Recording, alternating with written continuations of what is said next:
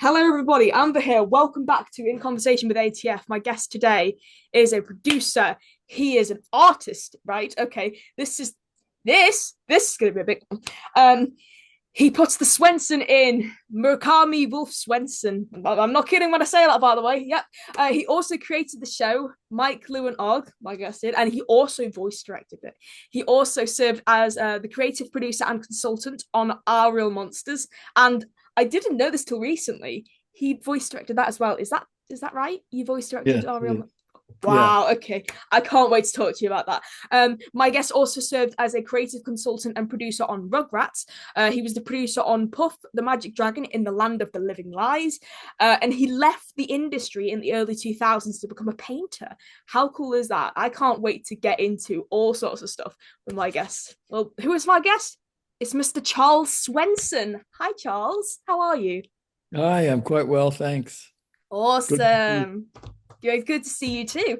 Well, first of all, I am a huge fan, and I've got some things on the desk I'd like to show you. Now, I want to show you. I have the plush toys of Our Real Monsters. My friend got them me for my birthday. I have Ickis, but Yeah, nice, signed by Charlie nice. Adler.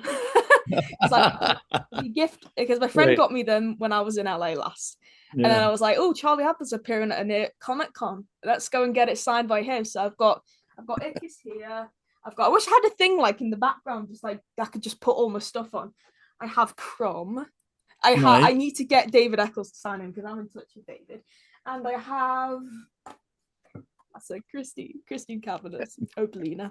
Yeah, yeah, lovely. I know. So obviously, I mean, judging by all of those, that's the first thing I'm going to talk to you about. Well, actually, no, I'm going to take it way back. I'd like to know how you first got started in this industry. What was your first job? How did you sort of become the person you sort of became in the 90s, working for Klasky Chupo shows and Fred Wolf films and stuff like that?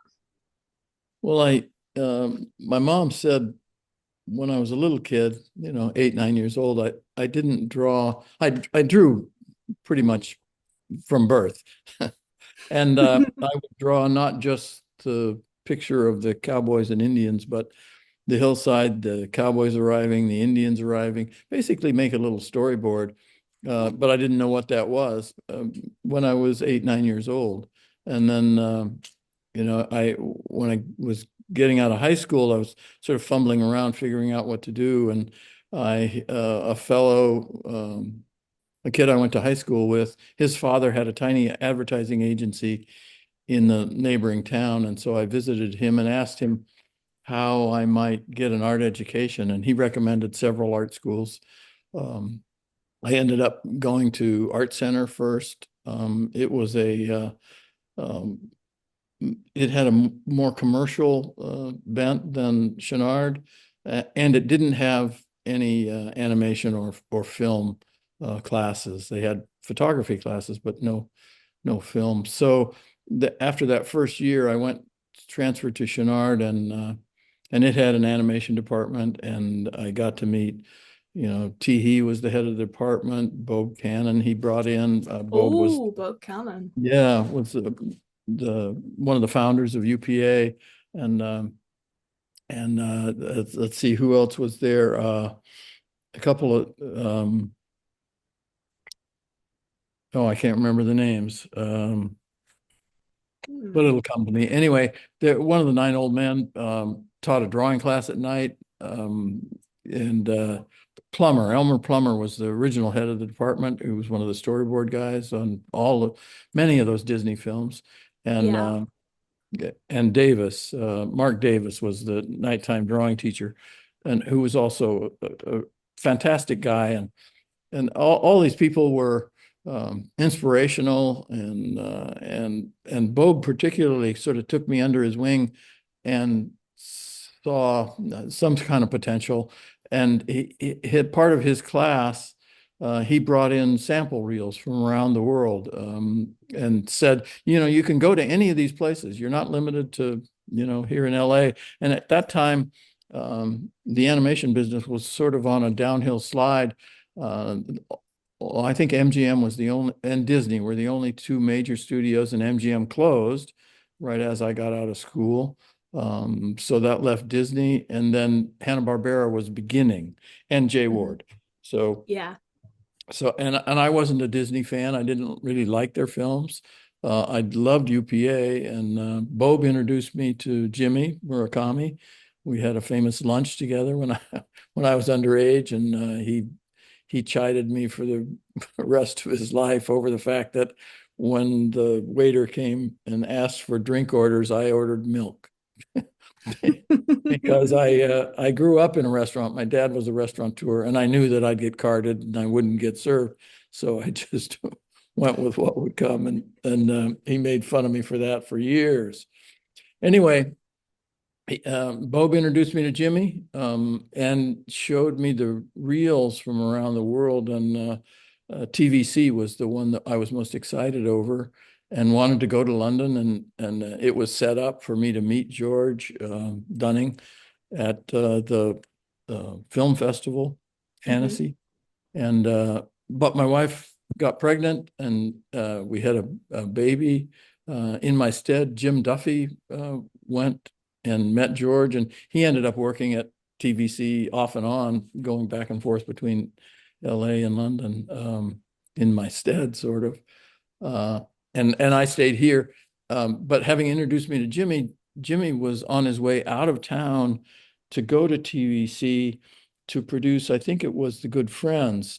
He had animated it, and he was working at FilmFair, a local commercial production company. Oh yes, Yeah, yes. Gus and Bill Jekyll ran it, a couple of I brothers. know of the Europe subsidiary that Graham Clutterbuck had started up, but I don't know much of the LA side Yeah, of it because there's not really much that they worked on. It was mainly all done by the European subsidiary. So that's a first. That's a first. right. Wow, that's awesome. So Jimmy was on his way, leaving a job at FilmFair, and he recommended me to fill the position.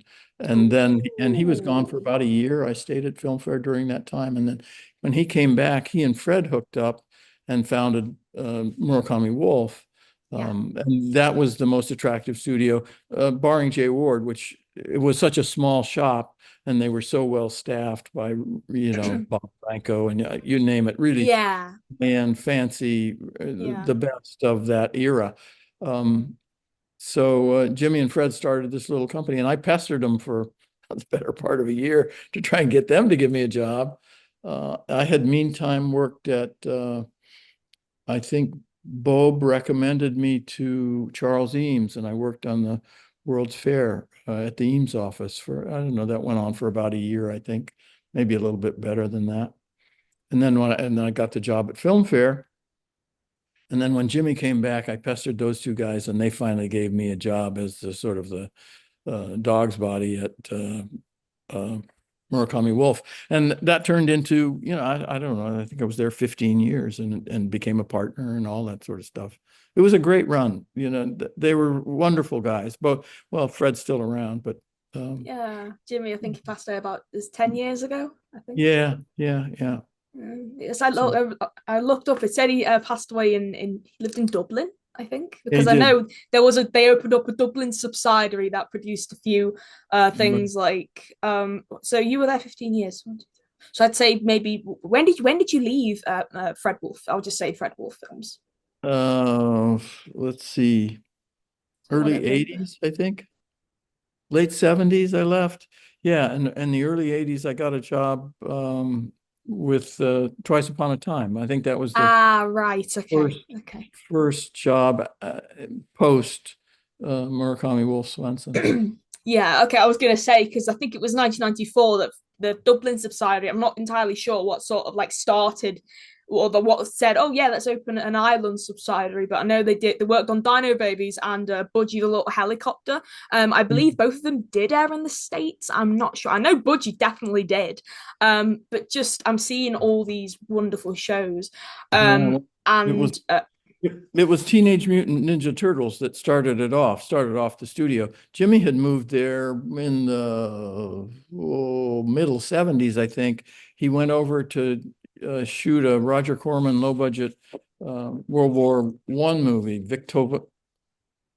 Richtofen? No, that's not quite right. Richtover and Brown, I forget. Anyway, two names, and they were competitive airmen during World War One.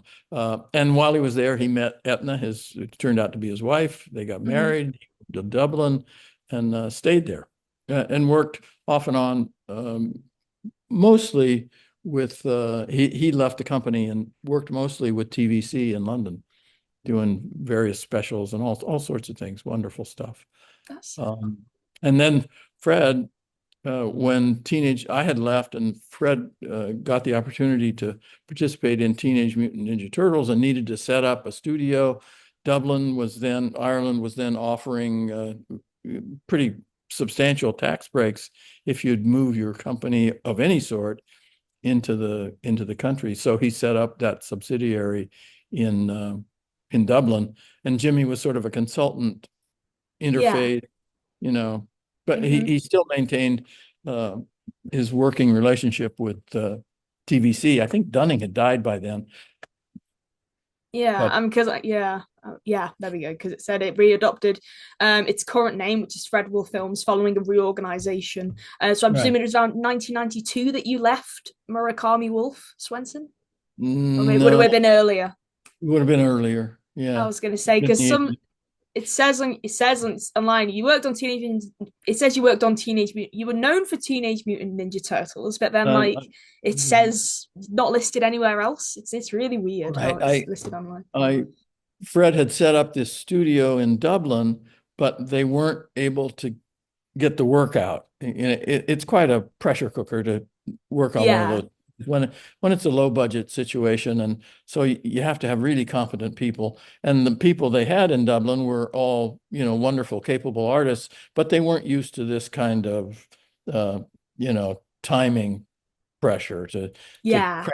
crank things out really. So he set up a subsidiary of the subsidiary in Hungary, and Ah, so the Red Wolf Films Hungarians Hungary. the Hungarians had a long animation history. Pannonia, I think, was the company that were to do the layout and ink and paint, and I forget which parts of the process they did, but um, the animation as well, maybe. Anyway, he needed somebody to represent the company there in Hungary, and I was between jobs, so I volunteered, or he asked me to, I forget which, and so I went to Dublin and then went to Hungary. Ooh, that sounds exciting. So Yeah, what? well, Sorry. it was quite wonderful. It was right at the change, so Mhm. I got to witness Hungary becoming a democratic republic, Ooh. whatever it is now, and Mm-hmm. and and also I met a woman and we became very good friends, let's say. And with her, we arranged to meet in Czechoslovakia, which was going through the same stuff. Yeah. Yeah. And that was a great trip too, because it was the year of the Velvet Revolution. The candles were still in the square where the students had been shot that started the whole House of Cards falling in Czechoslovakia. So it was really great, as somebody who's a history buff um, and an animation buff, I got to do both at the same time, be a witness to history in the making. That's Um, awesome. and the same thing happened in Russia. After I'd come back to LA, I moved up to San Francisco for a year or two while Twice Upon a Time was being made. And then Hmm. when I moved back, the reason for it was an old friend had called from Klasky Chupo saying they had started a series and couldn't get the stuff out the door. Same sort of thing. Very talented Yeah. people, but they didn't quite know what they were doing. So she asked me to come in and consult, and that turned into a vice president's job eventually, where I was, running running the company, or not running the company, running the projects for Yeah. Rugrats and so on. Mm. I'm getting oh, it's my daughter. Hang on a second. let me just pause this real quick. It happens. It happens. So real quick, going back to Fred Wolf real quick, and I'm seeing all Yeah. these shows. So was it mainly like the sort of like the films and the specials that you worked on? Because I'm seeing like Ninja Turtles, Little Clowns of Happy Town, Barnyard Commandos, Toxic Crusaders, James Bond Jr. Did you ever work on any of those shows or any of the shows that they Mm, did at the Dublin subsidiary or no? no, just Teenage Mutant Ninja Turtles, and then I moved on Okay. to other stuff. You know, That's fair enough. yeah, I set up Mike Lou and Og, I think, and that took some time. And I was about to say I got to witness the same thing in Russia through the Klasky connection. Uh, Yeah. Gabor was Hungarian. He Yeah, World understood Chupo, yeah. the rich history of Eastern Europe in terms of animation, and he knew that there were a bunch of Russian animators of immense top quality who could be brought because of the things that loosened up a little bit, could be emigrate to L.A. So Yeah. Igor Kovalyev, Sergei Shamkovsky, um, Andrei Svizlatsky, um, Zhenya Delasine. I think that was the original group of four.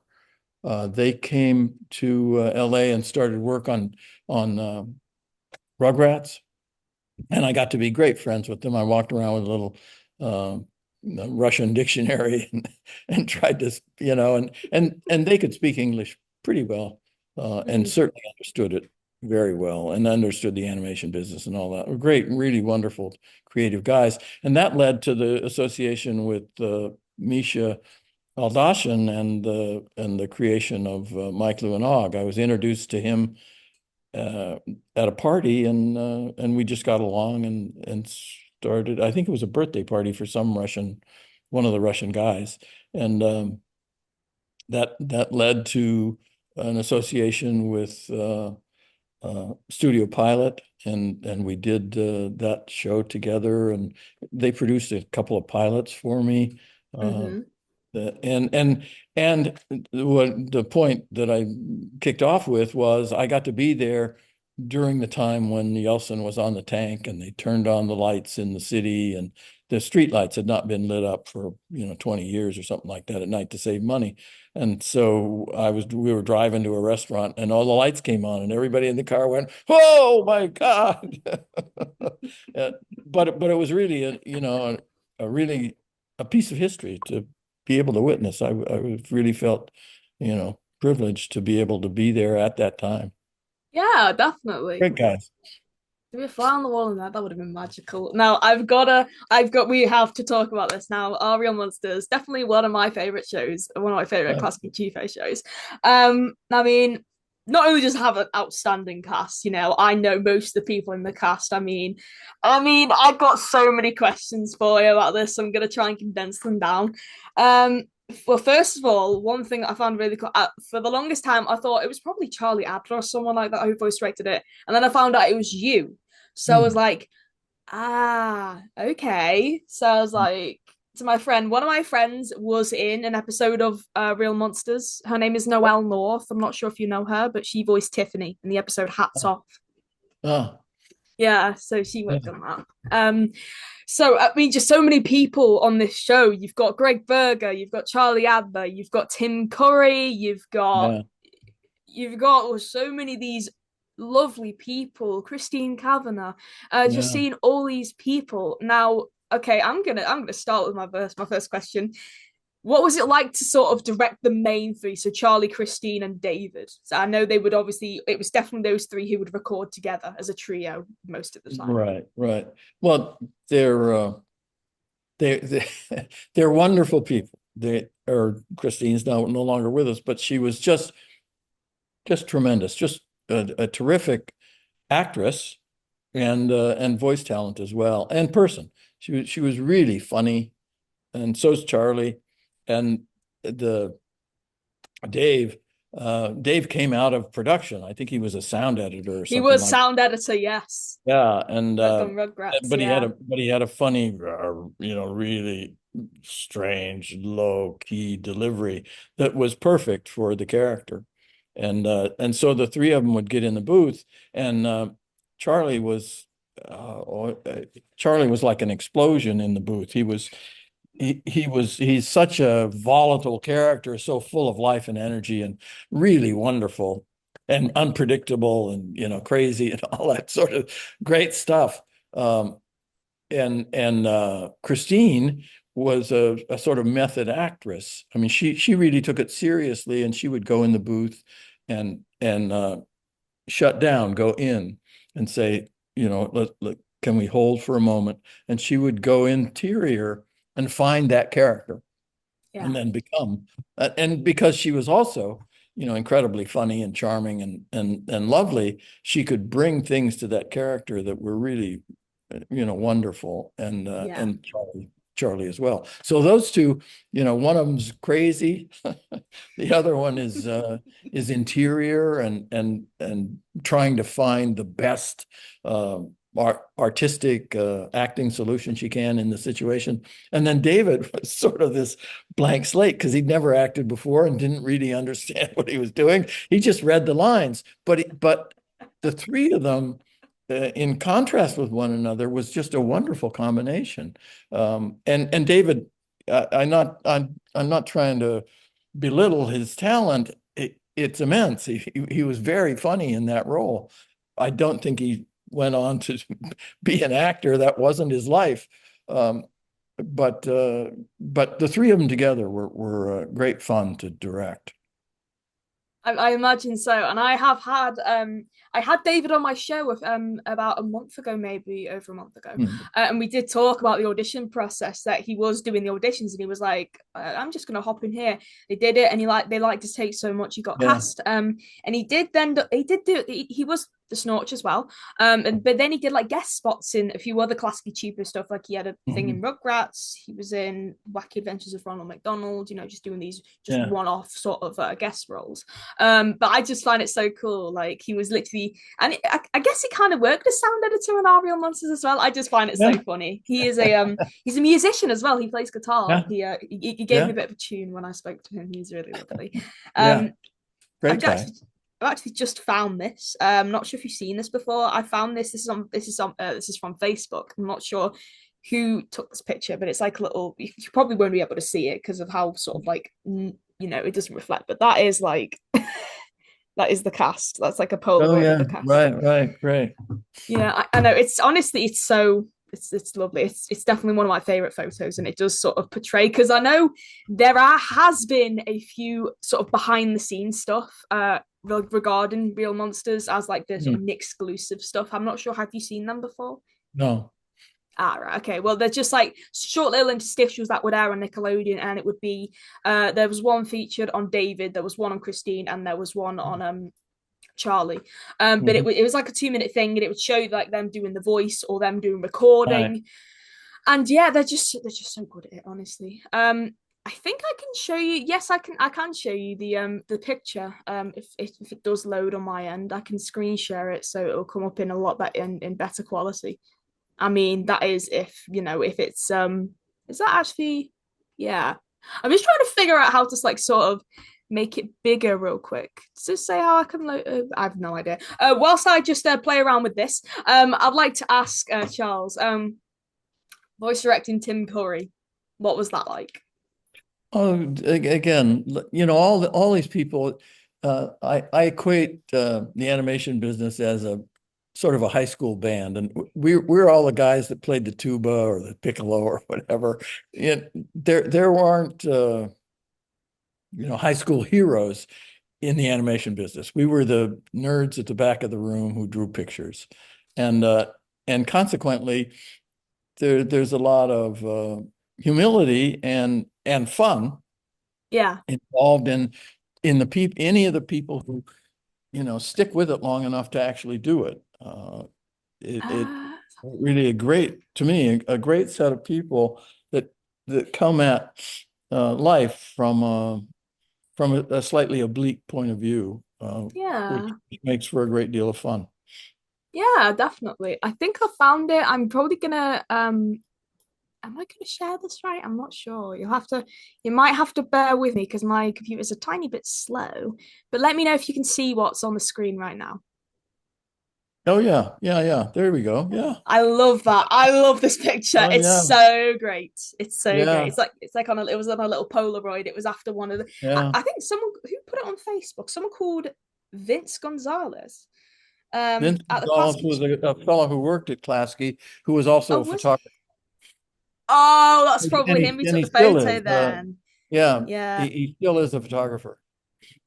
it was after shot at the Klasky Chupa recording studio after one of the Ariel Monster sessions. Yeah, okay. I was gonna say because it's the one on North Highland, is that what it is? Because I've actually Yeah, been to that studio. Well, yeah. I've not been in it, but it's just like Right. so my it cut off because my computer ran out of space. But I'd like to talk about real quick the pitch pilot for Ariel Monsters, Charles. That you worked on. It's just been put online recently. Now, I've got to ask you, obviously, you were the creative consultant. Now, I've got to ask, do you know anything about why they changed the Grumble's name? He was originally called the Womble. Do you know why they changed it for the actual show? But well, I can tell you my experience. Yes, please. Gabor was a well, he still is a great creative force. He's got a mind that wanders in many directions, and he would call the group together. There must have been 20 people. We went up to his house one day, writers, artists, production people, Mm-hmm. sound folks, maybe 20 people. And the question on the table would be, what's the name of the show? Or what's the name of this character? And people would just throw out, wacky words that were sort of names, or, and the ones that got a response in the room were the ones that stuck. Mm-hmm. So if and the Womble Grumble change thing, um, I'm not sure why it got changed, but I would assume that it was in one of those meetings where the G at the head of the word was thought to be funnier than the W. Well, I can tell you something now, which I'm pretty sure is the reason why it was changed. Online, it says they changed his name from Wumble to Grumble, sincerely because they were worried about a lawsuit Yeah, from Elizabeth Beresford, who yeah. created the Wumbles, The Wombles. Yeah, and well, that and that this could is well where be. it comes full circle.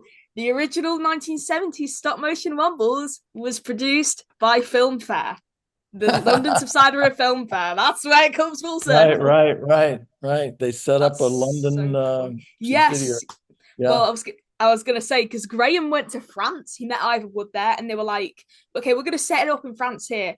And then I think Beatlemania stuff. So they were like, "Yeah, I think we're just gonna do it in the UK." So then they did it in the UK. They did all yeah. this stuff, and I'm not sure what shows did you work on at Film Fair, or was it just like smaller No, things? that was after I was there. I just worked on commercials when I was there. They Oh, it weren't was just even commercials. Yeah, they I weren't even presume that was doing a all after. show. I just didn't know what you worked at when you Yeah, worked at US Film. Okay, okay, no. that's all then. But I'm going back to the cast of Real Monsters. Like even just some of the people who just guest starred in it. I'm looking at Henry Gibson, Kath Soucie.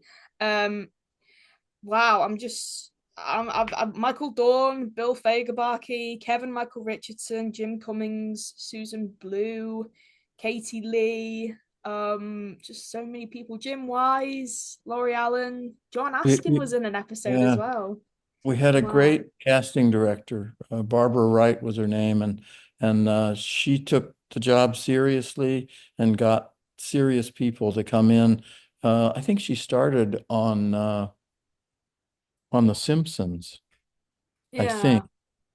think. And of course it had its own cachet and would pull in celebrities to guest roles and all that sort of stuff. And then Duckman came along, and Oh, the same sort of energy went into casting Duckman as went yeah. into The Simpsons. And Yeah. Barbara, I think I don't no, I take that back. I don't think she did cast The Simpsons, although She may have done, but I know Probably. definitely for sure she took the helm in casting on Duckman and was really instrumental in bringing those wonderful actors in to Yeah. guest star in all those episodes. And that spread to the company. So Yeah. Klasky became a sort of, a crossroads for Yeah. voiceover people.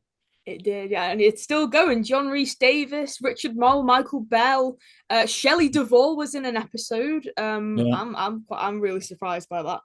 Who else is there? Billy West was in an episode. Bill Ratner, and I know Bill and Billy. Um, Marvin Kaplan, okay. Brian Doyle Murray, and these are just like Pat Music, John Cassie. These are just like one-shot characters who only Yeah. appeared in one episode, and I Yeah. absolutely love that. I really do love that. I'm still going. Iron Zurich is some like this is insane. Jonathan Winters, it's still going. Yeah. Candy Milo, Bill Martin, Pamela Hayden, Mitzi McCall, Robert Morse, Gary Owens, Barry Yeah. Gordon, Charles Shaughnessy, John Stevenson. There's so many people, and it's still going. There's a okay, it's ended. Paul Williams was in an episode. That's actually that's really cool. But Yeah. all these people you've worked with, you voice directed. I'm envious of you. I'm just wow. And as you said, it sort of put their name into the spotlight. I mean, Tim Curry came back and worked on Wild Thornberrys. He was Nigel Thornberry. So some of them were Yeah. like sort of mainstays. They kind of stayed with the Yeah. company. I mean, Charlie Adler was definitely a mainstay because he voice directed a lot of the shows as well as Yeah. he was in them himself. Enough of me waffling on. Let's talk about your painting career. Now, it says online that you left the industry in the early 2000s to become a Mm. painter. Now, Hmm. what inspired that decision? Tell me the story of why you decided to leave the industry to become a painter. Well, I sort of aged my way out of it Mm-hmm. in a sense. I I've got, as I said before we started, I've got a couple sets of kids. The elder set, the eldest daughter, was in the first computer science class at UCLA, and then was Oh, in the first graduate class at Stanford. Marcy Swenson is her name, and she's gone on. She went on to great success in the dot-com boom and bust. Made a lot of money and founded a couple of companies. And she and her partner created the software for the first Apple laptop that went out. oh, wow. Yeah, so That's really cool. she was a really known commodity, and so by association, I got the first, those little box block computers that I wrote on. I didn't use them for art so much, but I did subsequently. I think I had that first little box one, and I think I got a Lisa when what's his name left Apple and set up his own company. Steve Uh, Jobs. Steve Jobs, yeah. Yeah, she set up. I Before think he it came was Pixar. back, I had a Yeah, Lisa, and then when he came back to Apple, I got the updated Apple. Anyway, my daughter kept me abreast of the computer revolution that was, taking over the animation business, and so I learned, how to use it, but I wasn't schooled in it the way you are, or the way the kids that came up with it are, where it's sort of innate, the ability to you know conjure up magic on a computer was a task for me. I could do it, but it was it took some work. And yeah, and so I sort of aged my way out of the business in the sense that Flash and those sorts of things were coming along, and there were yeah, kids were so adept at it that they just blew me out of the water. But I was respected, so I would come up with ideas, and I'd go meet people at Nickelodeon or whatever, Cartoon Network, whatever, yeah, and they'd take the meeting, but nobody said, yes, that's wonderful, let's do that one. And the meetings got far apart. All this stuff takes time, so you set up a meeting, it's a month away. What do you do while you're waiting for the meeting? And at some point, I got to a point where I thought, well, screw this. I started painting in the interim, in those spaces, and was having more fun doing that than I was taking meetings. So I just blew off the meetings and, Yeah. walked away a happy man. And I went from my daughter, the older one that I spoke of, makes fun of me because I ran crews of 100, 150 people, and now it's just me. Yes, I love me. But I love it. It's great fun. I'm not in a place where I have to sell this stuff. I do put it up No. for sale, but I don't have to market it. And so that takes that part of the responsibility out of the equation, which Yeah. pleases me greatly. So I can just make the stuff. Are they some of your paintings in the background on the wall? They are, yeah. They're This very this well, uh, they're very the beautiful. woman the woman with the shoes there, Wow. that's a studio painting at Sam Clayburger's, who I mentioned earlier, Oh at yeah. his Oh, Thursday that's night cool. session. Wow. That's a local model. She's That is so been in the business cool. for years. This one is a Mhm. picture, a painting of a little toy sidecar in the clouds. I That's raced cool. sidecars. Oh really? Oh cool. Yeah, that's me and my partner. Wow. And we were the state champions. We were actually pretty good at it. And he got sick and died. And some years after that, he had given me, let's see if I can, yeah, he had given me that toy. Oh, oh, that's so So cool. that's Oh, the that's toy awesome. in the painting. And I painted, I don't know, I must have painted 20 versions of that toy sidecar flying in the clouds before I realized I was, doing an homage to my sidecar partner, Mike Howell. Yeah. Mike That's was a great character, a lovely man, really wonderful friend, and the production designer for all of Hal Ashby's movies back in the 70s. Really yeah. talented. This is the Oh, stuff really that I cool. started off with. Those are, I think they're 4 by 6, 4 foot by 6 foot paintings of Oh the wow. portraits of toy Mhm. soldiers. Oh, Um, okay.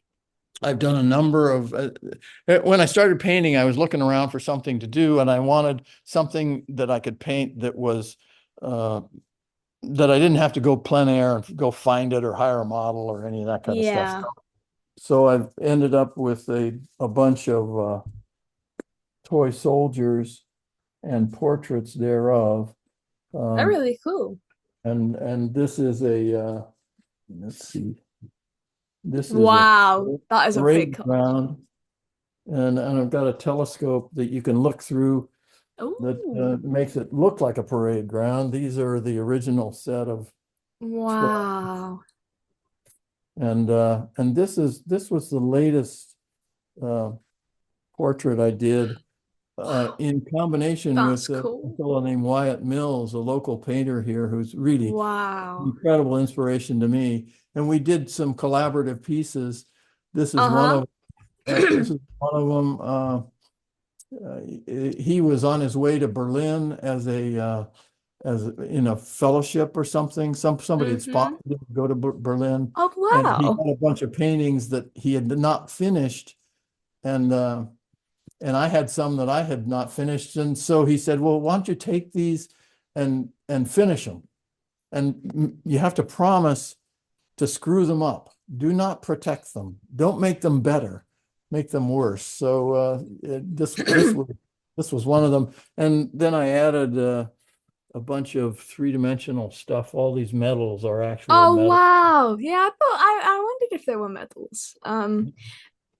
This has What? nothing to do with what we're talking about, but do you own any animation cell from any shows that you've worked on? Uh, I think I do have a couple, but not many. Oh. I'm not one to keep things, so Uh-huh. I don't have a lot of stuff. I Ah, I okay. I end up with enough stuff when I try not to keep stuff. So That's all good. That's all good. I do have, I think from Dirty Duck, I think that I still have a couple of cells. There Oh there are yeah, a Dirty Duck. couple of fans of that I've given most of it away, but there might be a couple left. That's really cool. That's really cool. Though I just wish I had your talent. I really wish I had your talent. Well, thanks. um, Now we spoke about this before. We started rolling. I would like me to tell you. I would like you to tell me. I'm sorry. About your experience with Bill Scott, about when you met him. Because I'd love to Well, I was hear. just a kid out of art school. I had just graduated from Chenard in the film arts department, and I wanted to be in the animation business from the very outset. I saw a couple of films in high school. There were, I think, the Bell system sponsored them, or GE sponsored them, GE maybe, and they were The Magnificent Mr. Sun, and there was another one about red blood cells. They were the sorts of films that you get when you're in high school and they're trying to educate you. And these were films produced by Bell Labs or General Electric. I think General Electric. Anyway, um, what's his name? The credited director can't remember the name, very fancy Hollywood director. But the person who actually directed all the animation was Bo Cannon and the writer was oh shoot, I can't remember his name either. Maybe it'll come to me. Anyway, I got to meet that writer much later in life. But in high school, I said to myself, watching that film, I want to do that. How do I get to do that? And that sort of led to where I am today. And along the way, the other part of the equation that really put me on the track was Jay Ward and Rocky and Bullwinkle. As I said before, I watched Yeah, Crusader Crusader Rabbit Rabbit. Yeah. as a kid, a 10-year-old, 15-year-old, something like that. Mm-hmm. Yeah. Whenever that show was on, and I really liked it, and so I sought them out when I got out of art school and tried to get a job there. I went to the main studio, which was on Sunset Boulevard in a little bungalow, and talked to Jay, asked him for a job, and he said, well, I don't have anything for you. But go talk to Bill. He's around the corner in the Andalusia, which was an apartment complex, really Mm-hmm. beautiful old California Spanish apartment complex that Bill had an office in. I went in, knocked down the door and said, "Please, sir, can I have a job with you? I'll do anything." And he said, "No," nicely, but no, no, thank you. I don't need any help. And so that was my introduction to Bill. I did go to that same year. It wasn't but a month or two later. They closed off the street, and it was a Bullwinkle block party. It was for the statue unveiling. Yeah, yeah, Yeah. Bullwinkle for president, and I got a ribbon, a big, I forget what it said. Maybe it was Bullwinkle for president. It was a gold Most ribbon, the likely. sort of thing you would get at a horse show or something like that. Yeah, like a Mario. Yeah, yeah. I had it for years. I don't know where it went, but it's gone now. Ah, I see. That's But so cool. Jay and Bill and those guys were very instrumental in getting me to continue to try and get a job, because what they were doing was so wonderful and exciting and fun and funny, and those fractured fairy tales were just I thought the best, as good as it gets. Definitely. The best of the best. I love it, honestly. Yeah. Well, Charles, honestly, it's been a huge honor to chat with you about everything about your career, real monsters, everything in between. So I just wanted to say thank you so much for taking the time out your day to have a chat with me. No, you're welcome. It's my pleasure. Awesome. Whereabouts can we find you online? What do you have a website? Well, I It's mean, just my name, charlesgswenson.com. also, I'll put that in the description. And to you at home, thank you so much for watching this episode of In Conversation with ATF with the lovely Charles Swenson. I hope you enjoyed it as much as I did recording it. Don't forget to like, comment, subscribe, and I'll see you very soon. Take care from me, bye, and from Charles as well. Bye. I don't know which way I'm pointing, I always get it wrong, but yeah. Anyways, cut.